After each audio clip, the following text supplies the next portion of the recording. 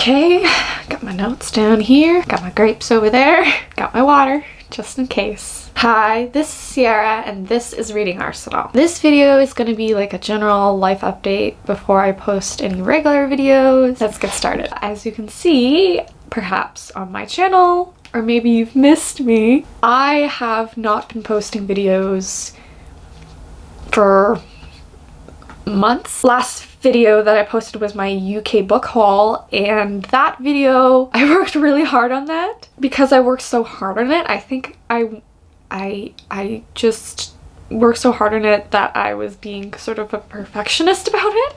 So that's why I haven't really posted an edited video since. It also amounts to a lot of reasons why I didn't post another video. I ended up filming a few videos. At different points I filmed an unhaul video and I just looked at it and I was like, God, I am not in the mood in that video. I just looked the most it wasn't me. Like, I didn't feel like it represented me, and I didn't feel, I don't know. And when I was going through like old videos, and you may know my older videos, they were edited on Windows Movie Maker, so they're not exactly the best quality, and I didn't know how to present myself in front of the camera, so I just kind of was robotic and read from a script, and it was looking back on those videos makes me cringe, but I'm not gonna private them because some of the thoughts that I had in those videos are still mine, save for the Harry Potter and the Cursed Child video, which I admit was a complete mistake, and I take full responsibility for recommending that book. Without me rambling, let's get started with the actual life update, which I have in my little notebook here. I talked about this more on my blog, readingarsenal.com. In October, I got the opportunity to have a contract position with the government, and I decided to quit my retail position and go to that position because it was not quite in the library information technician field, but it was, you know, close enough, and I felt like I needed some experience. I needed, you know, and I didn't know very much about the job going in, but I got there. People were nice, the supervisor was nice, and the co-workers were really nice, and they were really willing to help me because I was the only one who didn't have any prior experience, and they took a chance on me. And I talk more about this in a life update blog post, which I will link down below. But during the month that I was there, I was basically, the job was scanning archival documents and digitizing them. I also had to prep them for scanning, which involved removing staples, folds, you know, making sure the paper was fit for a high-speed scanner, or we would decide to scan it on a flatbed scanner. During my month there, it like, the people were, God, the one thing I missed about the job was how nice everyone was. But honestly, after a month being there and having to just every day, day in, day out, scanning documents, for most people, I guess, they could stand it because the pay was good. I was paid every week. It honestly just was a lot, not necessarily a lot of responsibility, but it was a lot of monotony, just endless doing one thing all day, every day. And there was a couple days where we did other things, but then we went right back to the thing where I just felt I felt like it was not what I wanted to do, and I got into this headspace where I felt like, is this what I chose to go into? Is this what real work is like? Not like real retail work wasn't any real work. It was work. Trust me. But is this what the field that I'm going into? Is this what it's gonna be like for the rest of my life? And I kind of had irrational thoughts about it, and the job started at 7 a.m. and I had to take 3 buses to go there because the busing system for like transferring it wasn't a long drive, but the busing just was nuts because I had to take 2 transfers and all that stuff. So it was a lot, and I had to wake up at 5:30 a.m. every morning. It was Monday to Friday, 7 to 4, and all day I was doing that. And I had to do that till mid-March.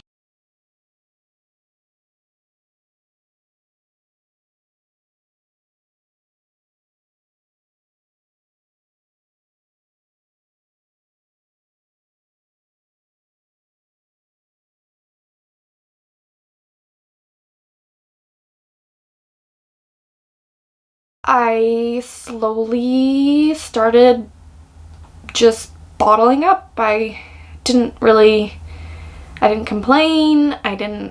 Not that it, what's the word? Not that it, not that it required complaining. I didn't really talk to anyone besides my boyfriend about my real feelings about this job, and I ultimately decided that I was defeated, and I thought I was so stupid, because if I can't handle this for a month, then what does that say about me, and what does that say about who I am? And I started to have these, during the day, I started to have these wandering thoughts. And one of the great things was we were allowed to listen to music, which was a lifesaver. But when you listen to music for so long, it gets boring again. So I was alone sort of in my thoughts with the buzzing of the music, the buzzing of the scanner, and I was in a really, really dark place. And the last day I was at work, I was planning to go home because my boyfriend would be at work, and I was planning to go home and put on The Philosopher's Stone, the Harry Potter movie. I was gonna put on that movie, and I was just gonna do something. I was just gonna kill myself, basically. And sorry, I just kicked the tripod. And I don't know, I've been like, days before, I was trying not to cry every time I was sitting at my desk, and I was going to the washroom frequently just to cry in the stall. And and that day when I had that thought, I just when I had that thought that day, I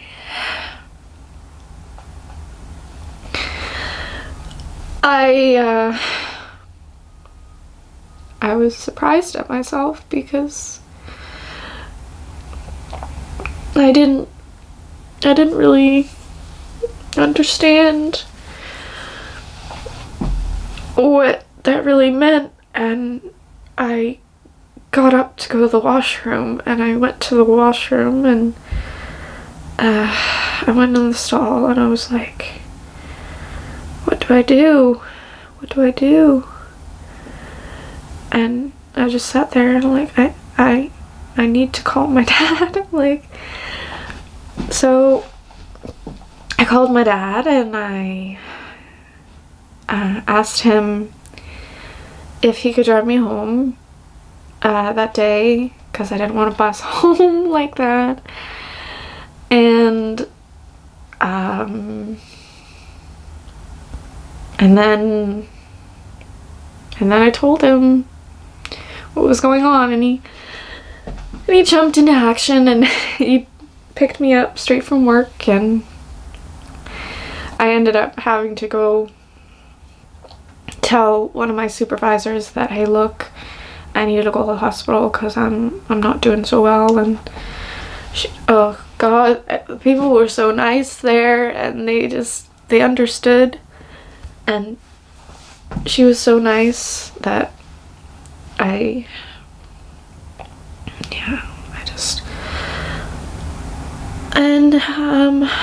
so I went to emergency at a local hospital, and I ended up making the decision that I couldn't go back home. I couldn't stay at my parents' place.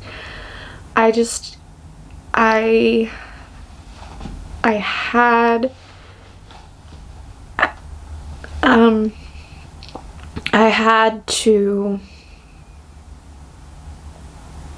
had to be admitted. I had to be admitted to the mental health section of the hospital, and so I was, and it's the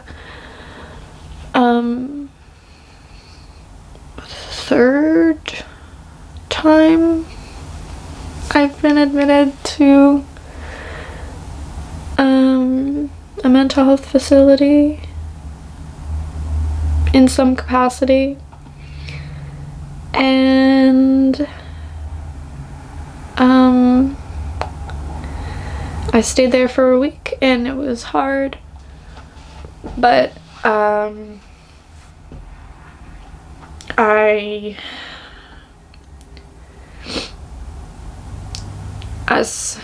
it helped a lot, and I realized when I was there that I had such a great support system. My mom, my dad, my sister, my boyfriend, and I had many others who cared and who really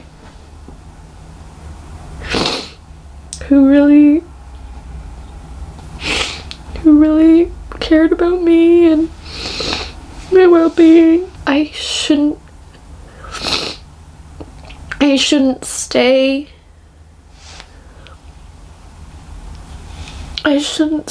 in a place that I shouldn't stay in a workplace that wasn't making me happy and wasn't doing anything, and I didn't have any obligation to stay there if it was making me feel this way. And so I ended up quitting the contract position, and yeah, and after that week in the hospital, and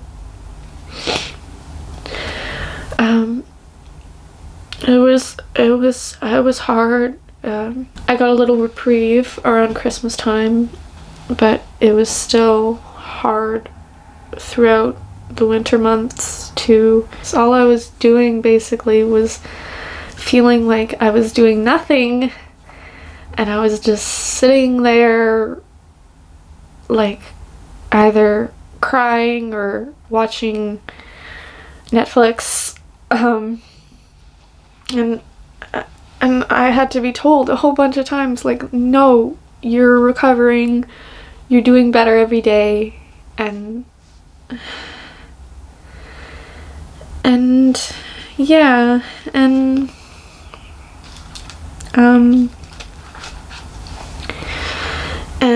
during that time, thankfully, I had money saved up for my rent and my living expenses, so I was okay, and I'm so grateful for that.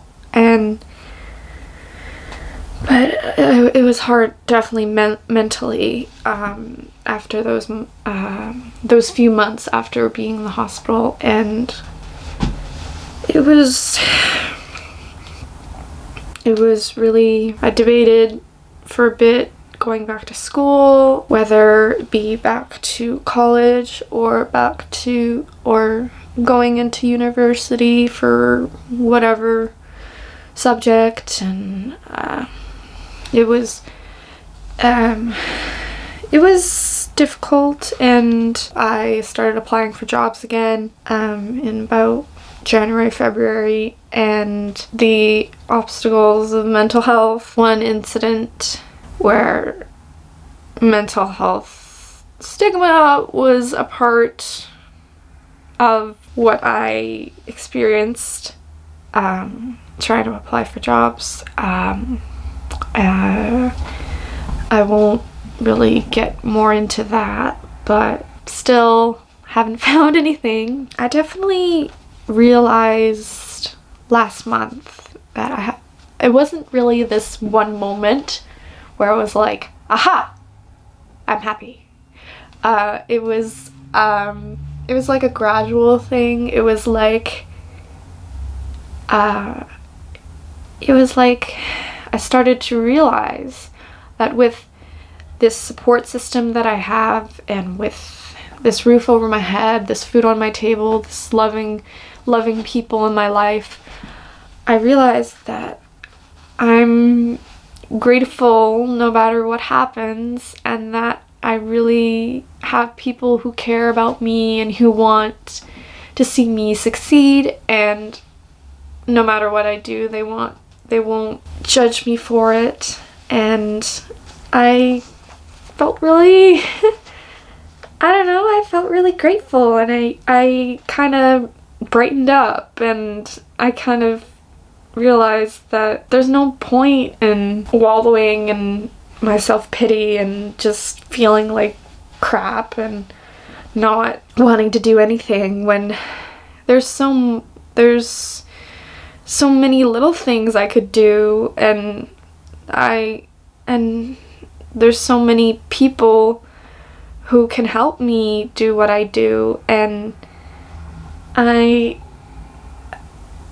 just really grateful for that, and I call that really the gratefulness realization. So the big question is that I'm asking myself constantly is, am I happy? I don't think everyone can be truly happy, but where I'm at right now, I think there are definitely a few hiccups in my life currently, and things that are going on that are not happy and like don't make me happy, but I feel like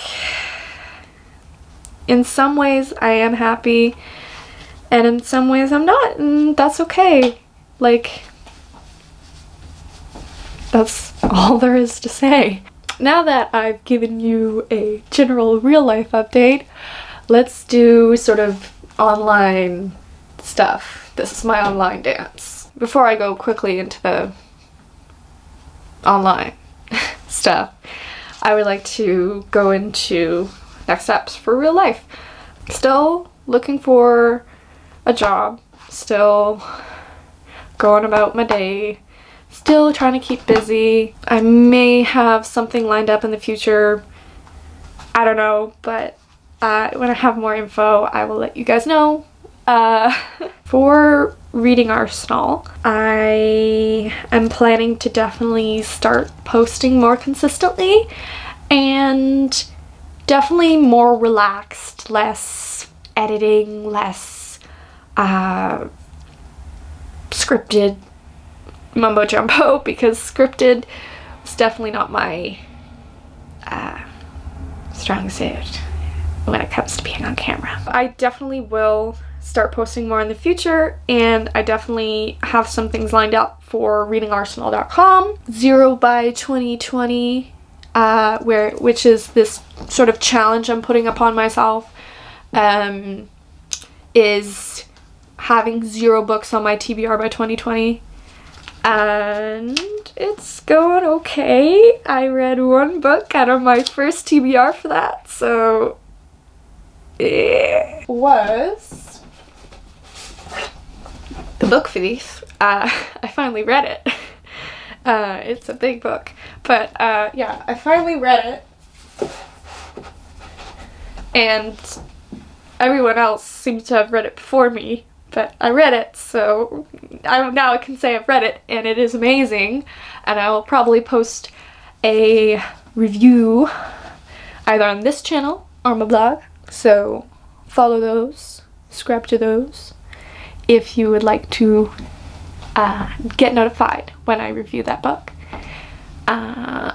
Okay, so definitely keep an eye out on this channel and readanoursoul.com, or if you want to know some cool updates, you can either follow or pledge to my Patreon.